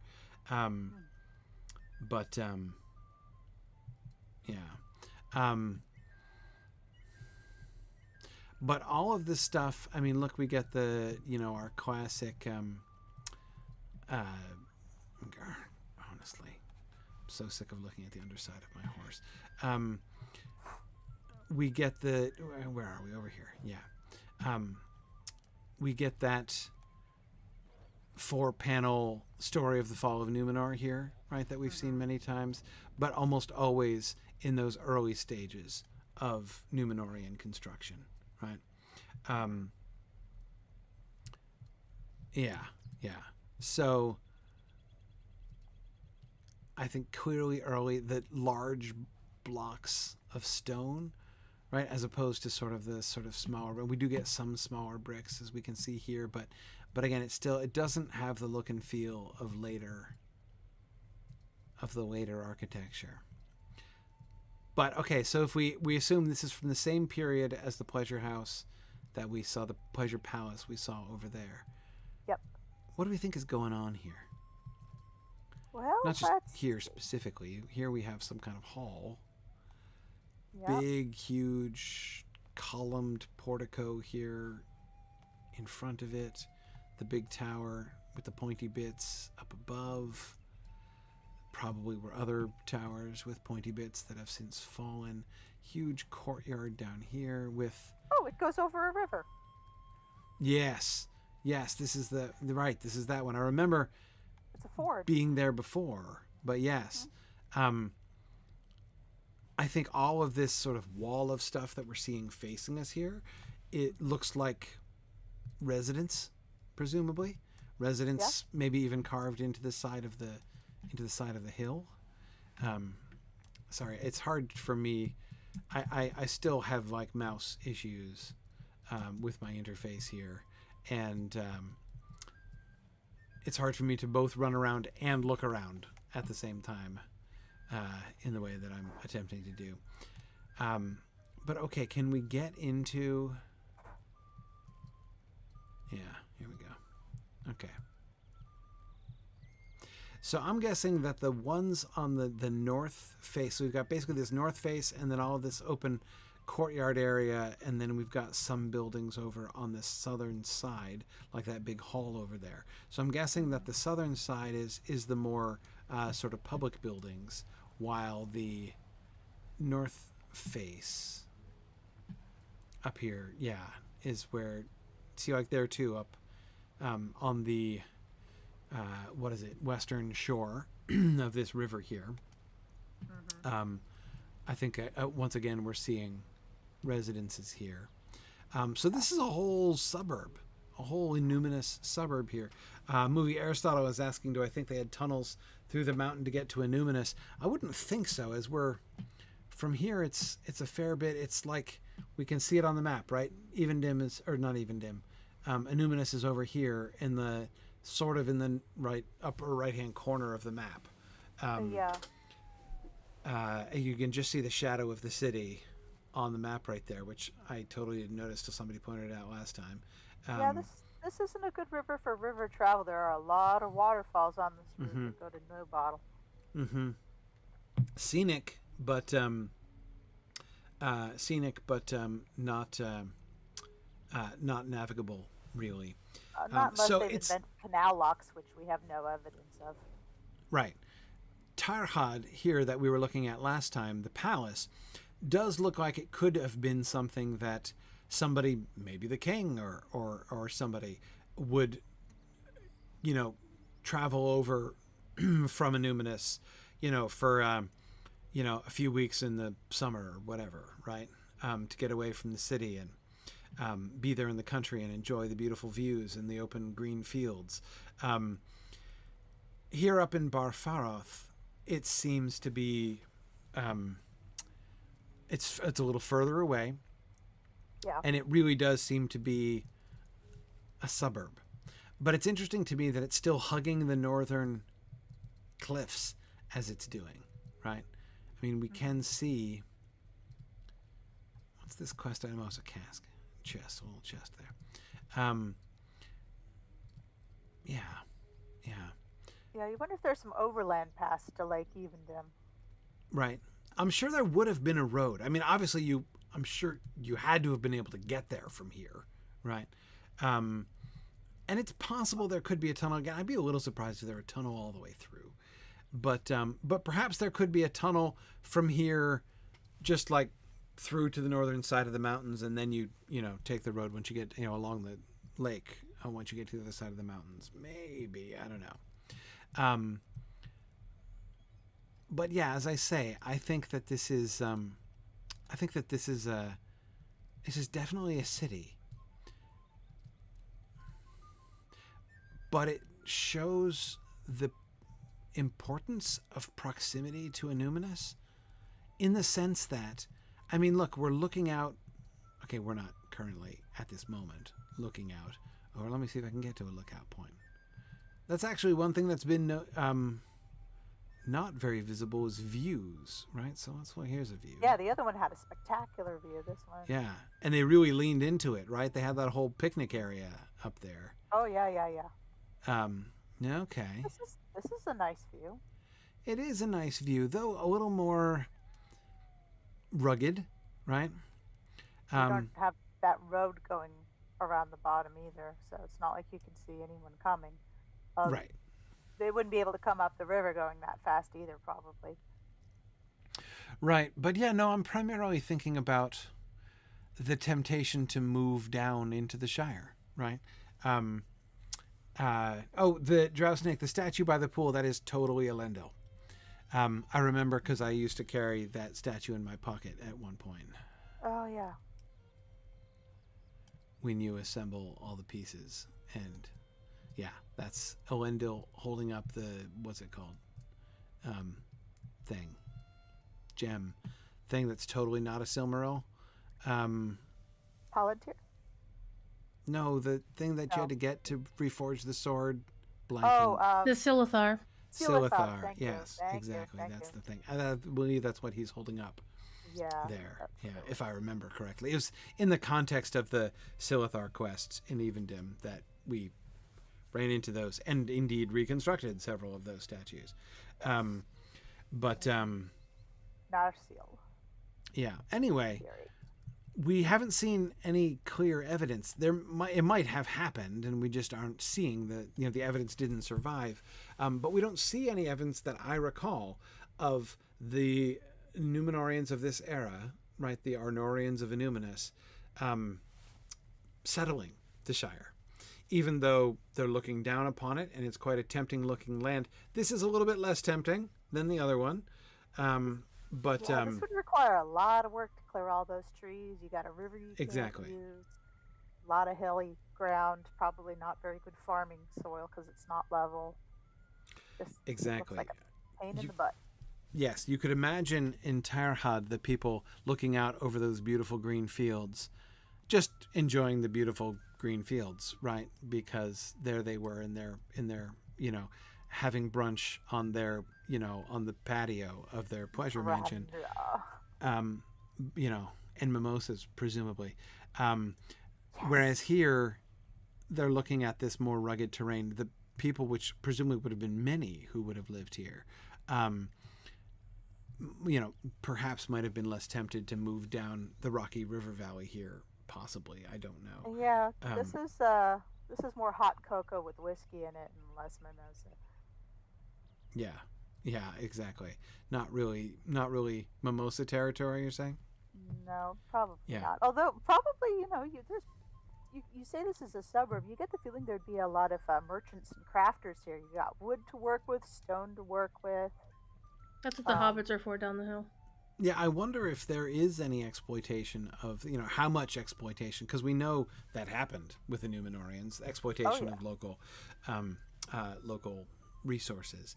Not of local inhabitants. This would have been well before the hobbits settled the Shire, so there wouldn't have been hobbits living here in the Shire, yonder or otherwise, at the time when this place was built. Because we're talking about, when we talk about the pre-Civil War era, we're talking the first 500 years-ish, right? Yeah. Of the Kingdom of Arnor, in the Third Age. Yeah.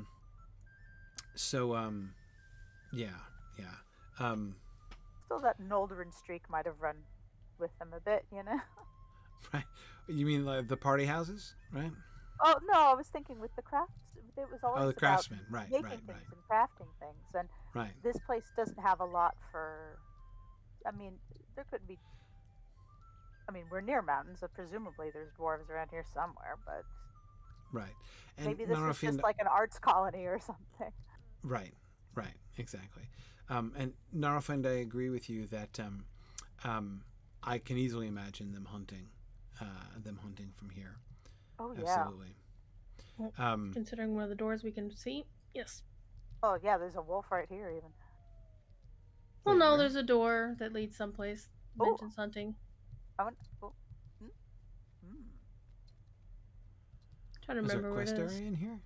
Yeah, there is actually. Up in the back, there's a room that I think you need a quest to get into, No. Yeah.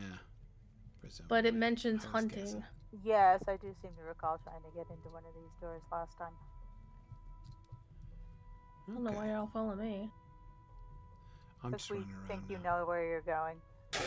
Exactly. More fool us, I guess. Oh, there's a quest goblin here. Yeah, that's a door. And oh, nope, we going inside. Oh, hang The on. Hunter's Ah. Hall. Oh, it's the Hunter's Hall, is it? Okay, I gotta see this. Oh, and it's sunny. Oh, it's a quest goblin Ooh. corpse. Okay. All right, what do we see There's inside? a numinous plaque Ooh. thingy up here. Oh, it's very shiny in here. Misty. Look at how sparkling the marble floor is beneath the, there's detritus, of course, but beneath the detritus, man, it's sparkling. This is, It's almost opalescent. yeah, I'm dazzled in here. Wow, what a gorgeous place. It's tiled too. Yeah, must I have been at the know. power washer. The Man, designs are really fascinating. Yeah. look at the, Feels a bit Greek. I think that's intentional for sure. yeah, the Numinous stuff always felt a little bit like Byzantine to me. Yeah, Romanesque, Yeah. Mediterranean. Okay, what do we got? We got All wargs the in here. beautiful Who's boats this dude? and big Oh no, that's not a blue warg. It's sail. just that's a faithful dog. Okay, Oh, it's a puppy. Thondir. Okay, Unthondir. Thorvelian. Right. Oh, is there another dude? Oh, sorry, Thorvelon. Or Thorvelon? I don't know. I don't know what the origin is. Oh, of the dog? Of the dog's name. Oh, right. There we go. Sorry, I didn't have floating names on, so I wasn't seeing. Yes, you're right, Praise. Thorvelon here is somewhat different from Oh, he's my a dog, big, Pixie. veiny looking boy. my dog Pixie. Oh, Or good. girl. I don't know. Yeah.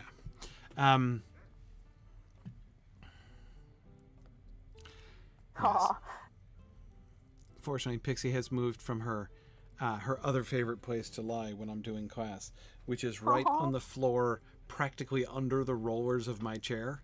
Oh, So, dang, yeah. so that I always am paranoid and can't move my feet. Oh, I know. I got my 6-year-old has hair that is 3 feet long, and their favorite place is to be under the desk with their head on the floor and the hair just trailing out Yeah. like tree Yeah. roots near the wheels. And I'm just saying, this is going to end in tears every single time. Yeah. Exactly. Okay. Well, this place is cool. What else? Fight all what the else rebel. And it proved your theory about this being a hunting lodge. Yeah, Oh, well, yeah. I mean, at least it's used for that now, right? But if this were, what I'm looking around for are sort of signs of its original usage. Lot- But there's trees very everywhere. little that we can see very clearly. This reminds me of the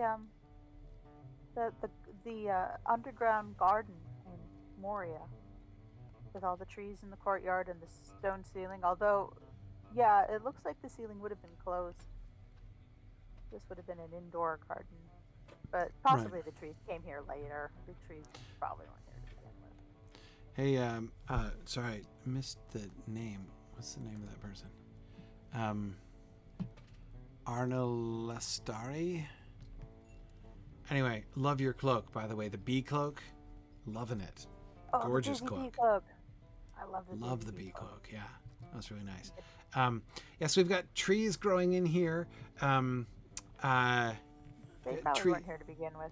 Yeah, I'm thinking not. I mean, it's been thousands of years, so Yeah. plenty of time for any number of trees to have grown up inside here.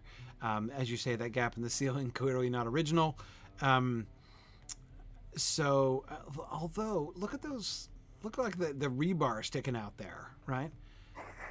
Doesn't it look, I doubt it was actually rebar, but doesn't it suggest that, well, but the hole is so irregular, surely, I mean, there could have been a It's an skylight or earthquake. something, but I don't know. Like, I can't make up my Yeah, mind. On the one hand, it looks like the pieces of metals or stone, probably metal, left sticking out suggest that there was like some kind of doming skylight there in that kind the of went kablooey. Yeah. right, exactly. That's just kind of gone. But if so, what was it shaped like? Presumably not that weirdo irregular shape, right? But how Yeah, was it those. shaped then? I don't really know. Well, those might have been the structural walls that were holding it up. They were once vertical, and then when the dome collapsed, they tipped over. Maybe, maybe. This guy in the Um, middle here looks on the main hall though. It looks like an earthquake. It looks like the walls got physically moved aside.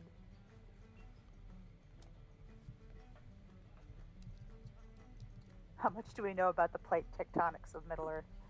well, funny you should mention that. At the Rings of Power screening in Salem, New Hampshire last Wednesday, I ran into Mitch from Alberta, Canada, who gave a talk on the plate tectonics of Middle Earth at London Moot back in 2018, Of which course was you did. fantastic. Fantastic. So he was looking at the primarily the map of Middle Earth and the geological structures that are suggested there, and he mapped like what the tectonic plates would have had to look like in order to going mostly on the mountain ranges. It was so he mapped like where the tectonic plates would be and what kind of you know, what's the noun? I don't know enough about plate tectonics. The place where the plates meet and they interact with each other in different ways, right? Subduction zones. Yeah, those different zones. Yeah, exactly. So he was talking about the different like the ways in which, based upon the terrain, what kind of conclusions we could draw about the plate tectonics of Middle Earth. It was really interesting. It was an awesome talk. But anyway, yeah. So I just ran into him. Like I just literally ran into to him and his wonderful wife, the two of them, who originally invited me to speak to their college Tolkien club at the University of Alberta back in like 2009 or 2010. It was ages and ages ago. Like they've. You know, so I've known these wonderful people for more than a decade, right? And I've been keeping up with their careers through graduate school, and they're now finished graduate school and going back. It's really fun. But anyway, so yeah, just ran into them, and it makes me think of the plate tectonics of Middle Earth. So Yes. someday I'm course going to see there's if I can get Mitch to record that talk, and we can put it up somewhere. I'd love that. That's cool. I'd like to see it, although I don't know if my theory holds because though there are no cracks in the walls or the floor to reflect the ones in the ceiling. Yeah. So yeah, I like my original theory that these were a bunch of vertical walls that turned in on themselves or something went kablooey. Right. Maybe. The- Um, I think Fonstad also had some things, a couple of maps about the plate tectonics in the Atlas of Middle Earth. Yeah, I know the Atlas of Middle Earth is fantastic. Okay. I'm not seeing much that's very distinctive. What I was looking for, what I was kind of hoping for, was some kind of distinctive carving or something. That old banner is interesting. Yeah, I mean, we've seen hunters' lodges before, and they had like racks for bows and animal heads being displayed, or trophies commemorating hunts, or horns, or all sorts of stuff. And there's nothing like that. It's either all been looted or disintegrated, or it was never here. Yeah, and I mean, that's gonna, a lot of that stuff is gonna go away over the course of thousands of years for sure. But what I was hoping for was some kind of like stone carving or something, Yeah. Well, we got the boats and we got some really janky banners over here, which must have been made of really good cloth if they're still here. Yeah. The ship, of course, this is like ye old Numenorean ship, like we see in a Numinous, right? So this is It's got fabric on the sails, though. It does. Just like the ones in a Numinous do. And just like the blue fabric that we still see them using down in Gondor, right? Down in like Calenhad and cities like that, as I recall. Dalamrith. Yeah, down near Dal Amroth, of course, especially. Mm-hmm. Yeah. So. Yeah. Anyway, but this clearly marks it not only as Numenorean explicitly, but as Illuminous era for sure, right? Mm-hmm. So yeah, Dolorous Stroke. This is a perfectly good question. The 7-pointed star, with the iconography that they use in Lotro, which I love, is that it's a downward pointed star. And the reason it's pointed down is because it is recalling the discovery of Numenor itself. So Numenor is called the Land of the Star, Elena. And it is like when they were sailing to Numenor the first time, the star of, Eärendil went before them and was shining down upon the island of Numenor to show them where to go, to show them where It's almost like how we tell the story of the Star of Bethlehem shining down to show the shepherds. Exactly like that. And the wise men. Yeah. So the star is the star of Eärendil, and that's why it's usually pointing down. That's why I was making a big deal about the fact that this big star out on the side of the cliff points up, because normally in the early Numenorean architecture, we see it pointing down. Again, in Lotro here, like they've been relatively consistent with that. So I think that's pretty cool. I love that symbolism, and I love the way in this particular piece of sculpture, which again we see many places around Innuminous and some of the other similar sites. I love the way that the downward shaft of light from the star forms the mast of the ship, right? The way that kind of weaves together the grace of the Valar, which was bestowing Numenor upon them and pointing out Numenor to them as they were sailing in from the distance, also forms the mast of the ships that they use to sail, which also carry the blessing of the Valar in all of their journeys, right? Remembering back to the fun early days of Numenor when their ships were still under the blessing of the Valar, and again that the very mast which hold the sails which pull their ships should be like a physical instantiation of the blessing of the Valar. I think it's really cool. Oh no, it's a beautiful piece. I also like the curving of the boat, almost like a crescent moon. Yes. Yeah, exactly. When I first saw it, I remember first seeing it in Innuminous, and I was so struck by the crescent shape. That was all I saw.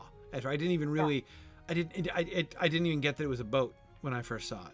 I was like, there are these crescents all over the place. And I couldn't place it. I'm like, why are there crescents? I don't get it. And then I was like, oh wait, yeah, okay, boat. Now I see. Mm-hmm. Yeah, everything about it just says celestial. Yeah, exactly. But you're right. The way that the ship is like the crescent moon with the star, right? Like the whole thing belongs in the sky, like Eärendil himself, right? Mm-hmm. I think it's. If I didn't know the story and you told me this is the boat that flies in the sky, I'd be like, of course. Yeah, naturally, exactly, naturally. Yeah, very cool. All right. Well, I should. We should go. We're late tonight, keeping everybody late, which you shouldn't do. So we should go tonight, but remember to stay tuned for other stuff later this week. Rings and Realms should drop tomorrow. Lots of meaty discussion in Rings and Realms, and then be here for Other Minds and Hands on Thursday afternoon at 4:30 p.m. and then watch party later that night. If you want to watch if you're going to be up at midnight and want to watch it with me, you can, and then we'll discuss it after if you're still up after that, and then I will do my reaction shows on Friday with my Twitter show at noon, and then my appearance on the official Twitch stream over at Prime Video UK, so at around 2ish, and Grifflet in between. So thanks everybody. Looking forward to the rest of a fun week here, and we will see you guys soon. Bye now. Bye.